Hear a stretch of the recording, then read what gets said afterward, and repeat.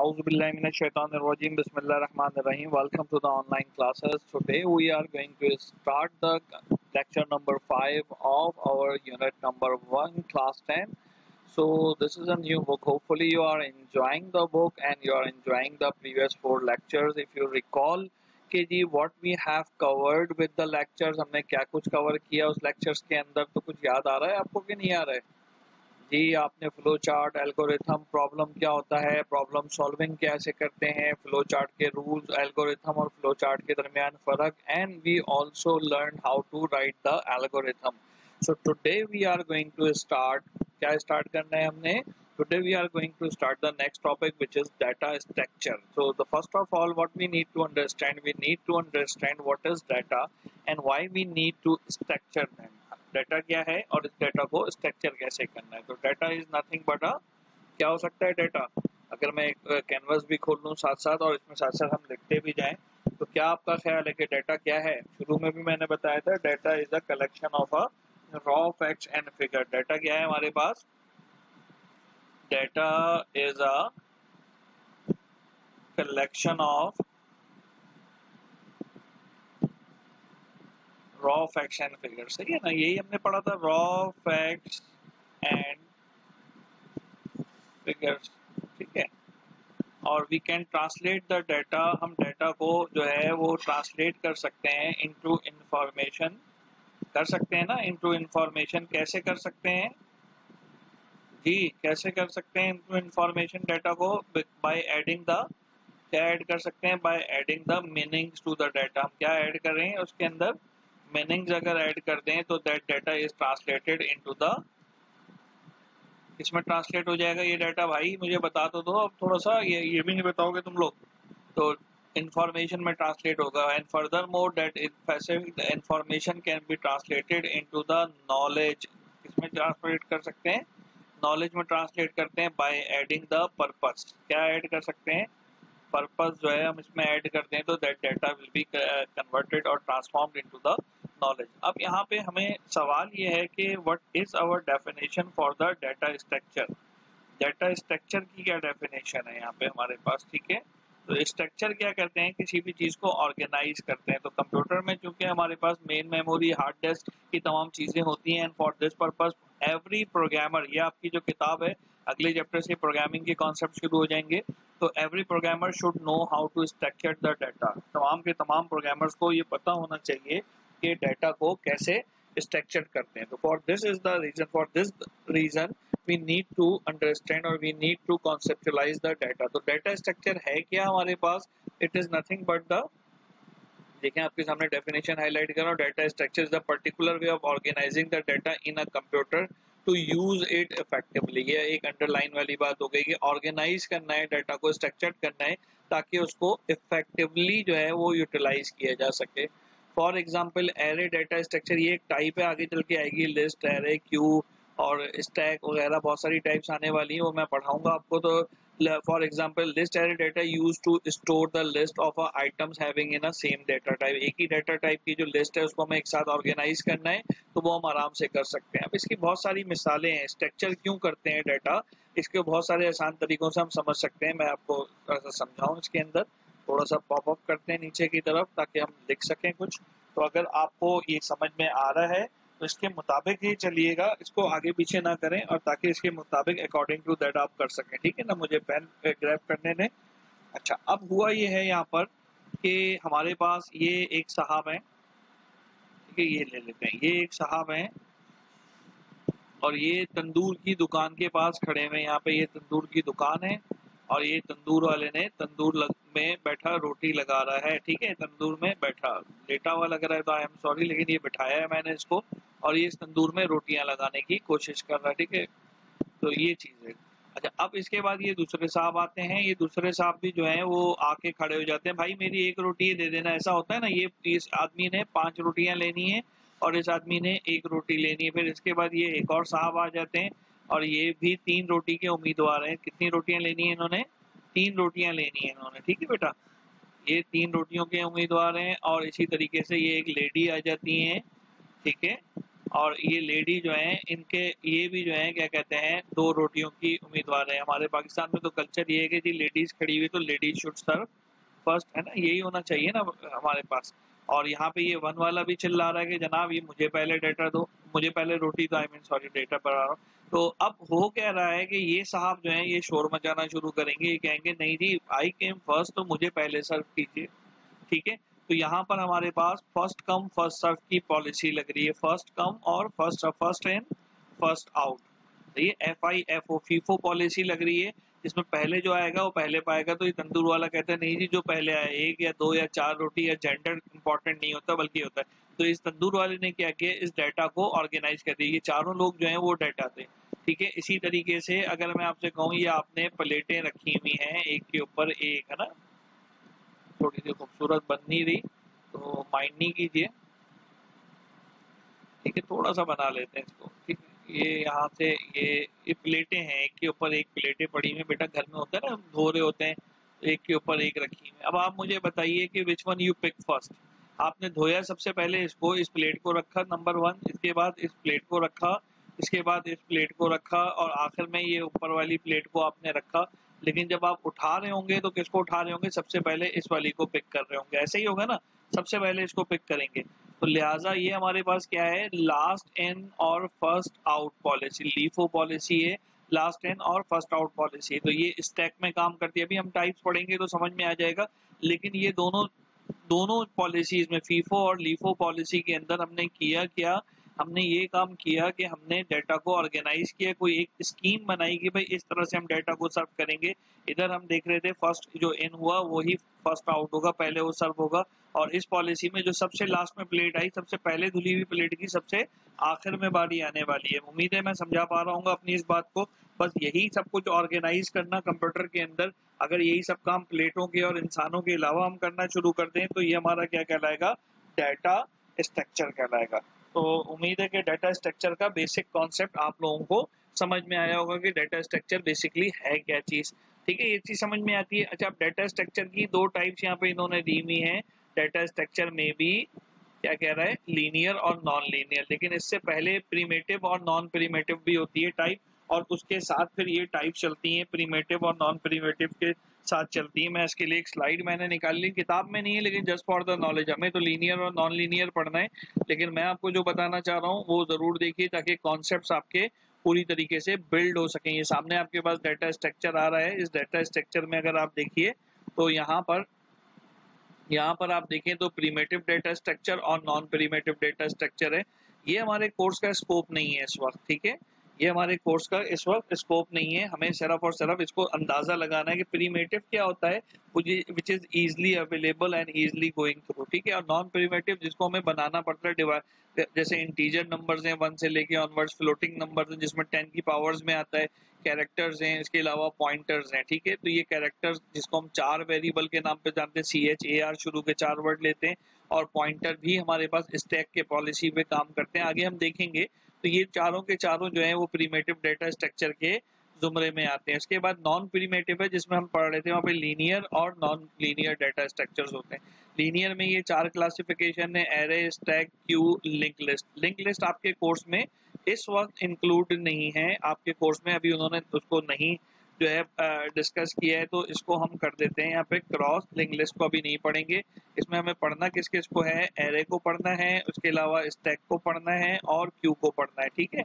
ये हमारे पास linear list हो गई, और नॉन लीनियर में हमें ग्राफ और ट्रीज दोनों थोड़े थोड़े से देखने हैं ताकि इंट्रोडक्शन आ जाए, आगे सी प्रोग्रामिंग के अंदर काम हो सके। तो उम्मीद है कि मैं समझा पाया हूँ अपनी बात और आपको समझ में भी आई होगी। तो प्रीमेटिव की डेफिनेशन देखते चलते हैं क्योंकि ये किताब का हिस्सा नहीं है, तो पता they are the basic structures and directly operated upon by the machine instructions. Machine instructions direct इसको ऑपरेट करती हैं। There are different representation of on different computers, integer, floating point number, character, constant, string, pointers, ये सब के सब जो है primitive data structure के अंदर आते हैं। They are more sophisticated, sophisticated का मतलब होता है अरेंज होना। They are more sophisticated data structures, these are drive from the primitive, ये निकलते प्रीमेटिव से, यानी रूट सबकी जो है वो प्रीमेटिव है, non primitive data structure emphasise on structuring of a group, इनको स्ट्रक्चर करते हैं एक जगह के ऊपर ग्रुप में ताकि वो नजर आए, जैसे सारी प्लेटें मैंने रखी हुई दिखाई या लोगों की क्यू बनती दिखाई, ये दोनों नॉन प्रिमिटिव हैं और आपने देखा दोनों में हम ऑर्गेनाइज कर रहे थे। अब ये होमोजीनियस ग्रुप भी हो सकता है, यानी एक जैसी चीजें भी हो सकती हैं, और हेट्रोजीनियस भी हो सकता है, कद के हिसाब से खड़ा हो जाए, डिफरेंट टाइप के हिसाब से तो डेटा आइटम्स को कर सकते हैं। हमारा स्कोप यहाँ पे ज्यादातर सेम टाइप्स के हवाले से ही चलेगा, ठीक है। लिस्ट, स्टैक, क्यू, ट्री और graph are the example of non primitive, ये सब हमें पढ़ना है। Design of efficient data structure must take operation to be perform on the data structure, programmer को ये सब बातें बहुत ज्यादा सोचनी चाहिए, ठीक है। नॉन प्रिमिटिव की जो ऑपरेशंस हैं इसमें हम बाद में आते हैं कि जो हमारे पास चीजें create, selection, updating, searching, sorting, merging और डिस्ट्रॉय और डिलीट। क्रिएट का मतलब नया डेटा स्ट्रक्चर हम क्रिएट कर देते हैं, सिलेक्शन का मतलब किसी एग्जिस्टिंग को सिलेक्ट करते हैं, अपडेट एग्जिस्टिंग को अपडेट करते हैं, searching from the available data search करते हैं, सॉर्टिंग अरेंजमेंट होती है, मर्जिंग दो डेटाबेस को मिलाना क्या काम होता है, डिस्ट्रॉय या डिलीट का मतलब होता है उस डेटा को हम क्या करते हैं, खत्म कर देते हैं, हमें जरूरत नहीं उस स्ट्रक्चर की तो हम फिनिश कर देते हैं। इन दोनों के दरमियान डिफरेंसेस हैं प्रीमेटिव और नॉन प्रीमेटिव के अंदर। जनरली बेसिक स्ट्रक्चर है, usually built into the language मौजूद होता है, जैसे इंटीजर, फ्लोट वगैरह, ये भी आपको programming language next chapter start कराएंगे तो उसमें आपको पता चल जाएगा। और non primitive data structures build out of the primitive, उसी से मिलाकर बनाए जाते हैं। फॉर एग्जांपल इंटीजर्स का एरे लिया जा सकता है, सही है। इसी तरीके से फ्लोट का ग्राफ बनाया जा सकता है together in a meaningful way such as the linked list, binary search tree, AVL tree और ग्राफ एक्सेट्रा। यहाँ तक हम अपनी बात को रखते हैं, इसके बाद ये थोड़ी सी बात मुश्किल होती जाएगी, हम अपनी किताब के लेक्चर पे चलते हैं। उम्मीद है इतनी बात समझ में आई आपको। तो अब बेटा यहाँ पे आप अगर खड़े हुए हैं कहाँ पर कि डेटा स्ट्रक्चर के जो है वो दो टाइप्स होती हैं, तो अब आपको पता है कि एक्चुअली इनकी दो टाइप्स प्रीमेटिव और नॉन प्रीमेटिव हैं, और ये जो लीनियर और नॉन लीनियर लिखा हुआ है ये दोनों नॉन प्रीमेटिव की टाइप्स हैं हमारे पास, ठीक हो गई बात ये। अच्छा, अब लीनियर डेटा स्ट्रक्चर्स क्या होता है उसको देख लीजिए कि data structures arrange in a sequential order, जो कीवर्ड है यहाँ पे हमारे पास वो क्या है, सीक्वेंशियल ऑर्डर, एक के बाद एक अरेंज होते हैं। जैसे मैंने प्लेटें या लोगों को क्यू में अरेंज किया तो वो जो है क्या कहते हैं आपस में अरेंज हो रहे होते हैं, कनेक्टेड टू इस प्रीवियस और द नेक्स्ट एलिमेंट, है ना। यानी एक प्लेट जो बीच में थी इसके ऊपर भी एक प्लेट मौजूद है और इसके नीचे भी मौजूद है। तो अगर इस मास्टर प्लेट जो सेंटर वाली प्लेट है इसके लिए अगर मैं कोई बात करना चाहूँ आपसे कि जनाब ये बात सुन लीजिए इसके बारे में, तो ये वाली जो प्लेट है इसके ऊपर प्रीवियस भी है और नीचे भी सिक्वेंशियल तरीके से मौजूद है। इसके तीन हमारे पास जो हैं वो पॉपुलर मेथड्स हैं, डेटा स्ट्रक्चर के एग्जांपल्स हैं। कौन कौन सी वहाँ भी हम पढ़ के आए अभी, स्टैक, क्यू और एरे, ठीक है। कौन कौन सी हैं तीन पॉपुलर एग्जांपल, स्टैक, क्यू और एरे। और ऊपर अगर लर्निंग ऑब्जेक्टिव्स आप देखें तो लीनियर डेटा टाइप्स और नॉन लीनियर, बस इन दोनों को हमें ठीक से डिफाइन। जी जनाब, तो फिर यहाँ तक हमने जो बात की इसके बाद जो है हमें अपनी वीडियो में आगे बढ़ना है, और ये स्टैक, क्यू और एरे आपको ठीक से समझ में आ गया है। अब इसके बाद अगला स्टेप क्या है हमारे पास, इस स्टैक, क्यू, एरे को, स्टैक को अब समझना है। तो स्टैक क्या है, it is a linear data structure, जैसे आपको स्क्रीन पे नजर भी आ रहा है कि ये लीनियर डाटा स्ट्रक्चर है विच फॉलो अ पर्टिकुलर ऑर्डर। याद है आपको प्लेट वाली मिसाल याद होगी, उस प्लेट वाली मिसाल के मुताबिक हमने सबसे पहले नीचे वाली प्लेट आती थी, फिर उससे ऊपर, फिर उससे ऊपर जो आखिर में धोई गई है वो जो है निकाली जाती थी। इसमें दो ऑपरेशंस हैं, पुश ऑपरेशन है और पॉप ऑपरेशन है। तो दो ऑपरेशन ये जो पुश और पॉप के हैं इन दोनों का एक पर्टिकुलर पर्पस है। पुश क्या करता है, वो इंसर्शन ऑफ अ डाटा करता है, यानी डाटा को अगर इंसर्ट करना होता है इसके अंदर तो हम कौन सा ऑपरेशन यूज करते हैं, पुश। और अगर डाटा को जो है क्या कहते हैं बाहर निकालना होता है तो डाटा का हम कौन सा ऑपरेशन करते हैं, पॉप ऑपरेशन करते हैं, ठीक है। अच्छा, इसी तरीके से जो है रिमूव और ऐड करने के लिए पुश और पॉप हो गया। और उसके बाद यहाँ पे जो पॉलिसी इस्तेमाल होती है स्क्रीन में, ये लीफो है आपके सामने नजर आ रहा है, लीफो और फीलो भी इसको कहते हैं, फर्स्ट एंड लास्ट आउट, लेकिन जो स्टैंडर्ड है दुनिया भर का वो लीफो है। So you need to remember this term, ये जो इसको मैंने अंडरलाइन यहाँ पे किया है, इसको बॉक्स में किया है, तो ये आपके पास जो है वो LIFO, last and first out policy यहाँ पर चलती जाएगी, ठीक हो गई बात ये यहाँ तक। अच्छा, उसके बाद the data which is place first remove last, ये बात हम ऑलरेडी कर चुके हैं। यहाँ देखें वन मैंने बनाया है और सबसे ऊपर जो है वो लास्ट यानी कि एल बनाया है। तो लास्ट वाला सबसे पहले पॉपअप होगा और फर्स्ट वाला सबसे आखिर में होगा। एक बात तो ये हो गई। और ये प्लेट की एग्जांपल मैंने शुरू में दी थी आपको, देखें यही एग्जांपल एज इट इज यहाँ पर भी मौजूद है और सबसे आसान तरीन एग्जांपल है क्या कहते हैं प्लेट की, कि इसको आप अंडरस्टैंड कर सकते हैं on the basis of the canteen के अंदर रखी हुई है, जैसे भी। ठीक है, अब इसमें दो टर्म्स हमने ऊपर पढ़ी हैं, पुश और पॉप। तो ये आपके सामने नजर आ रहा है। पुश का मतलब क्या आ रहा है? Push is used to insert a new element into the stack. और पॉप क्या होता है? Pop is used to remove an element from the stack. Stack से जो है एक एलिमेंट को निकालने के लिए इस्तेमाल होता है, वो पॉप ऑपरेशन होता है। और जो लास्ट वाला इन होगा वही होगा। अच्छा, ये इंसर्शन और रिमूवल, ये दोनों को अंडरलाइन भी अभी मैं कर रहा हूँ आपके सामने। तो इंसर्शन और रिमूवल ये दोनों ऑपरेशंस हैं, पीछे हमने पढ़ा था। सॉर्टिंग, इंसर्शन, डिलीशन, सर्चिंग, इसी तरीके से ऑर्गेनाइजिंग, ये सब ऑपरेशंस हमने पढ़े थे प्रिमिटिव के अंदर। ये सब ऊपर टॉप पे होते हैं। इसको मैं लेबल कर लेता हूँ टॉप को आपके सामने। तो ये जो ऊपर का हिस्सा है ये इसका क्या कहलाएगा? टॉप कहलाएगा, जिस पे एरो आपको नजर आ रहा है। ठीक है, ये क्या कहलाएगा? टॉप। इसको टाइप भी कर लेते हैं ताकि आपको टॉप जो है वो बाकायदा नजर आए। तो यहीं से सारे इंसर्शन और डिलीशन दोनों ऑपरेशंस इसी जगह से हो रहे होंगे। अच्छा, अब स्टैक के अंदर दो और चीजें भी हैं। ये टॉप तो समझ में आ गया, पॉप और पुश भी समझ में आ गया। स्टैक का जो है इनफ्लो, ओवरफ्लो और अंडरफ्लो दो स्टेट्स होती हैं स्टैक की। ठीक है, कौन कौन सी दो स्टेट्स होती हैं आपके पास? Overflow and underflow. ओवरफ्लो क्या होता है?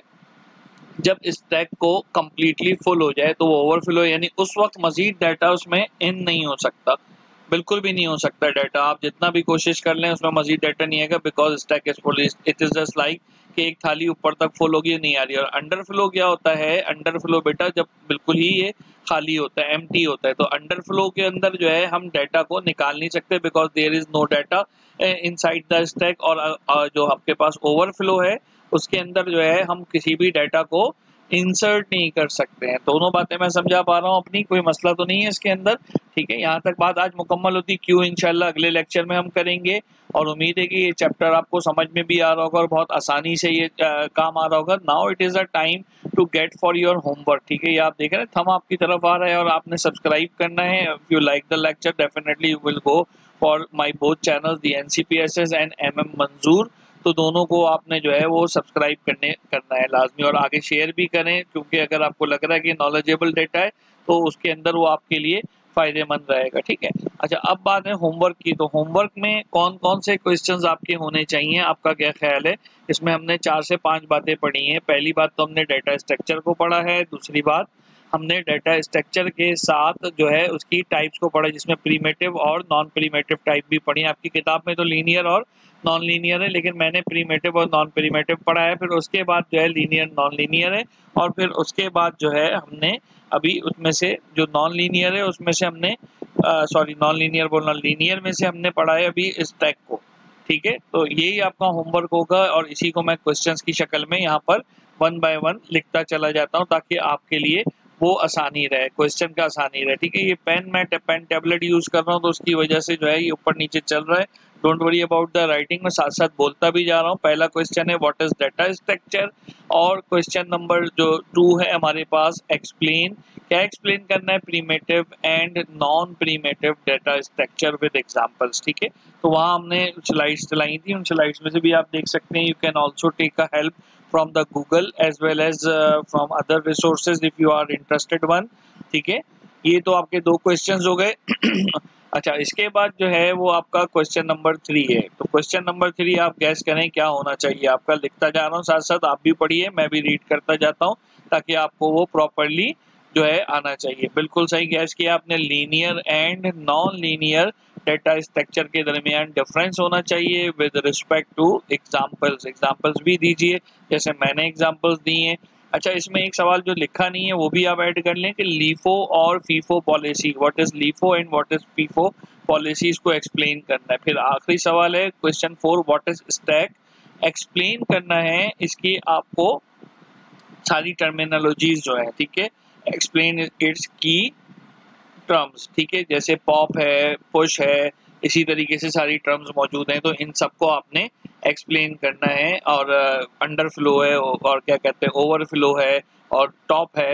ये 5 टर्म्स हमारे पास करने, डायग्राम भी बनानी है। चलें, अपना ख्याल रखिएगा। बस यहीं तक आज का लेक्चर हमारा जो है एंड होता है। आपने ये होमवर्क भी करके जमा कराना है।